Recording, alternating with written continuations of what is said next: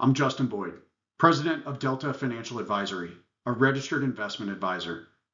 We provide wealth management and investment advisory services grounded in an unbiased analysis of the economic landscape and financial markets, combined with a holistic approach to financial planning. Welcome to our special topic video series, where we'll explore a variety of pertinent topics to the economy and markets, as well as household wealth management. If you'd like to learn more about Delta Advisory, please visit our homepage at deltafinancialadvisory.com and complete the contact request form. If you find value in today's content, please like this video by clicking the thumbs up icon and consider subscribing to our channel. Okay, let's get started. Today, we'll evaluate the current U.S. fiscal position. Financial media is filled with headlines and pundits arguing opposing viewpoints on the sustainability of the U.S. balance sheet and deficit spending, often derived from various schools of economic thought. The simple question remains, are we past the tipping point for corrective action to return to a course of fiscal sustainability? At Delta Financial Advisory, we'll always roll up our sleeves and conduct the research required to form an objective and pragmatic decision to best steward client capital. It's more or less past debate at this point that the path or rate of U.S. fiscal spending is unsustainable. Numerous government agencies, leading private sector figures, as well as the Federal Reserve have all publicly expressed concern over the growth rate of spending. However, our intent here is to analyze our condition today and assess whether we may already be past a tipping point, which seems to be a view gaining popularity amongst members of the general public and financial professionals alike. To work toward a reasonable conclusion of this question, we'll discuss the following key topics. A concept known as Triffin's dilemma, and a related concept known as the twin deficits hypothesis. We'll move on to the impacts future policies may have on the sustainability of the federal budget, and we'll wrap up by combining this analysis into a pragmatic model and determine critical assumptions leading to our conclusion. Our intent in this video is to construct reliable guardrails that provide a path through which we can view the possible range and magnitude of potential outcomes and enable future adjustments as changes occur.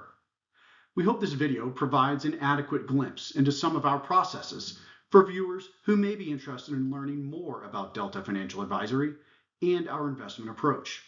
Before we progress, please note that the content of this video is intended solely for general informational and commentary purposes. It should not be interpreted or construed as personal financial or investment advice. If you think working with a professional advisor to navigate the portfolio management and asset allocation implications of this evolving landscape may be in your best interest, or feel a change of advisors may be beneficial, please reach out via the Contact Us form found on our homepage or contact another licensed professional. To begin our evaluation, we thankfully have the work of economist Robert Triffin. Pertinent aspects of his work for our analysis state the issuing country of the world's reserve currency needs to meet international demand for that currency, in addition to domestic demand. In order to accomplish this, persistent trade deficits must be run, while at the same time, demand for the reserve currency supports its valuation globally. This perpetuates a cycle in which the reserve country's exports are less competitive due to the strong currency, while imports are consequently cheaper on a relative basis. This is often accompanied by fiscal deficits, thereby worsening the overall dilemma. It's our view that the current U.S. situation is absolutely in alignment with this framework, as well as one more notable theory we'll discuss next.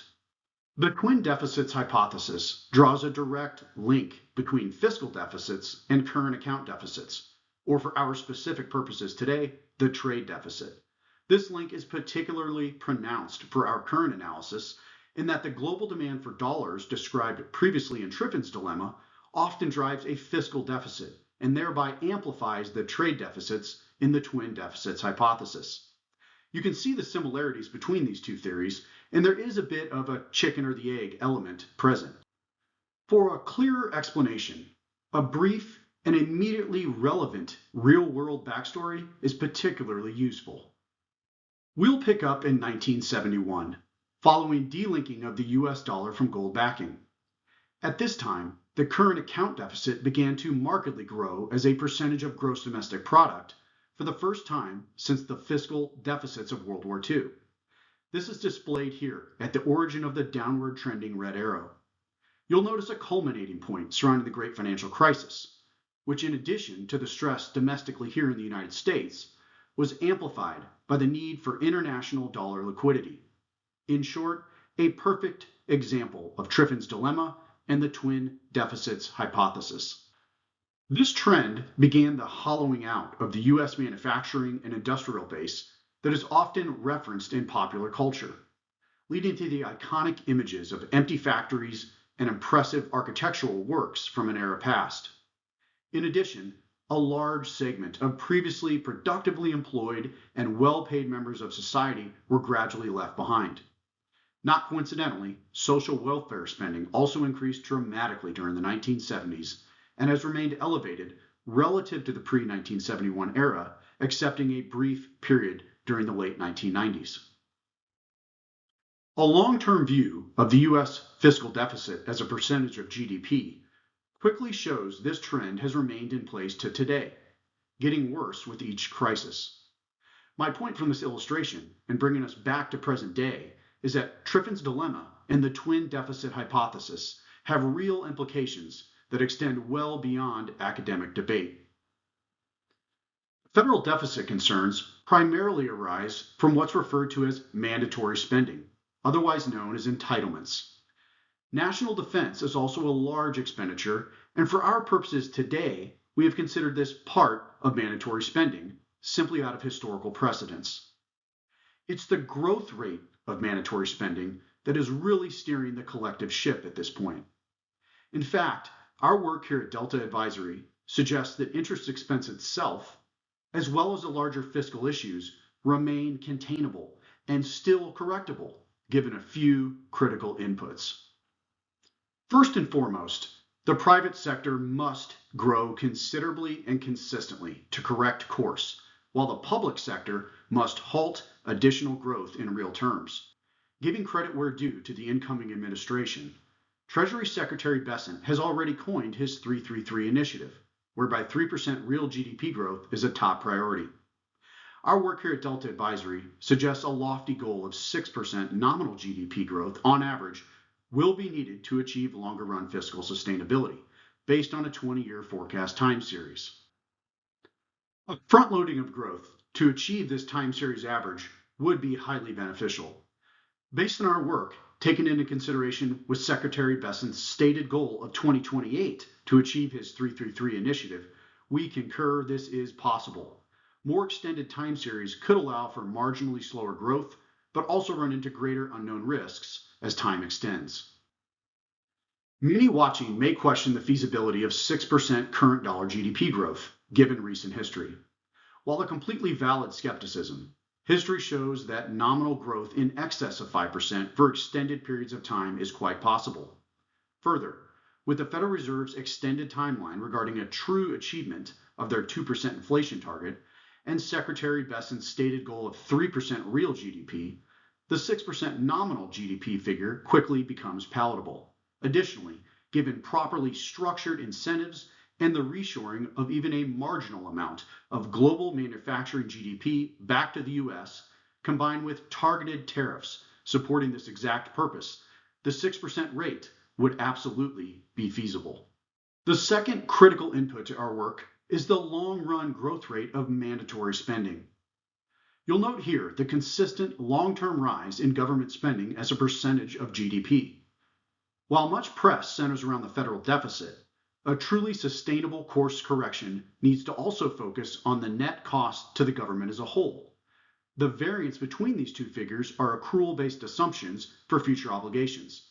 Put another way, the federal deficit is the unfunded cash requirements for that particular year, whereas the true net cost is the proverbial kick the can down the road problem so often discussed. Our work suggests a 4% long-run growth rate in mandatory spending would be completely adequate to accomplish the required course correction. For perspective, The latest Congressional Budget Office report estimates 4.6% growth through 2035. You'll note that some of the more extreme suggestions of late associated with DOGE really aren't necessary, and in fact, if carried out in haste, would present a negative shock to GDP and tax revenues, both of which are critical inputs to this dilemma. Our simple message regarding mandatory spend is this: it must be contained and capped in real terms. Time and math will take care of the rest, assuming we achieve the aforementioned private sector growth. The third critical component is tax rates. While tax rates are often volatile in the short run, total tax revenue is much more stable in the long run and has averaged about 17% relative to GDP. This absolutely needs to remain stable in order to re-enter a sustainable fiscal path. While an extension of the original Tax Cuts and Jobs Act is likely necessary to avoid economic disruption, any additional tax cuts would be counterproductive and lose sight of the larger picture. Of note, the latest CBO estimates involve the elimination of the TCJA cuts at its expiry in 2025, with total tax revenue steadily climbing to 18.3% of GDP by 2035. This is carried out on the back of individual income tax increases, while estimates for corporate rates decline. Given our view at Delta Advisory that any tariffs will ultimately place the highest marginal burden on middle and lower income households, an additional increase in individual income tax would certainly place additional hardship on millions of households and ultimately detract from growth, placing the national economy at greater risk of instability. Despite the often touted cliche that tax revenues actually increase as corporate rates fall, history presents a much more mixed bag of actual results. If GDP increases substantially through the 2030 timeframe, and additional infrastructure and industrial capacity are already in place and producing, at that point, tax cuts may be truly productive and stimulative. To summarize our work thus far, in order to return to a sustainable fiscal path, number one, current dollar GDP growth must achieve at least 6% annually. 7% would truly resolve our current positioning with some relative expediency, while 5% growth is the absolute minimum needed to stabilize the deficit over the longer term. Number two, total tax revenue must remain at 17% of GDP or greater under virtually any scenario. Number three, future mandatory spending must stabilize nearer 4% and all other spending at 2.5% or less. While the deficit receives the primary attention, true net cost, including future obligations, must be slowed to these rates. Number four, we assumed an average federal funding cost of 4.5% over 20 years. This is above the projected rates contained in the CBO data, as we acknowledge accelerated GDP growth would put a floor under yields. To achieve this consistent spread in growth and yields, we could not rule out some form of quantitative easing or continued marginal reliance on the front end of the yield curve.